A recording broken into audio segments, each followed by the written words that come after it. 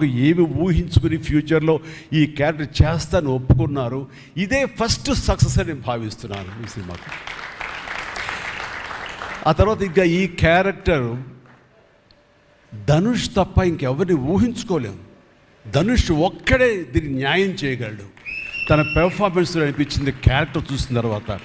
నిజంగానే తిరుపతిలో సినిమా చూస్తుంటే తిరుపతిలో ఓపెన్ చేసినప్పుడు కింద ఒక యాక్సిడెంట్ అయ్యే ముందు బెగ్గర్స్లో కూర్చున్నప్పుడు ధనుష్ అని గుర్తించాలి. నాకు ఆ పరిగెత్తేంతో నాకు గుర్తించలేకపోయాను. అంతగా క్యారెక్టర్లో యూ ఇన్వాల్వ్ సో మచ్. నీ గెటప్ కానీ అన్నీ కానీ అంటే అక్కడ తెలిసిపోతుంది తన డెడికేషన్ ఏమిటో ఆర్టిస్ట్ గారు అది. అండ్ ఈ సినిమా ఇది నేను ఒక ఎక్స్పీరియన్స్ తప్ప నాకు ఒక సినిమాగా నేను చూడలేదు, ఒక వాస్తవంగా జరుగుతున్నదిగా అనిపించింది నాకు.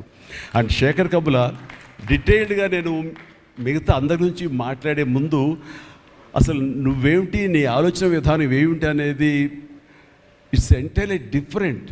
25 సంవత్సరాల పాటు నువ్వు అనుకున్న విధంగా, నువ్వు అనుకున్న క్యారెక్టర్స్ తోటి, నువ్వు అనుకున్న కంటెంట్ తోటి 10 సినిమాల కంటే ఎక్కువ చేయకపోయినా సరే ఒక్కొక్కటి ఒక ఆణిముత్యంలాగా చేసుకుంటూ ప్రజల గుండెలో, ప్రేక్షకుల గుండెలో ఒక సుస్థిరమైన స్థానం ఏర్పరచుకున్నావు. అండ్ ఆ మధ్యకాలంలో మీరు నా ఒక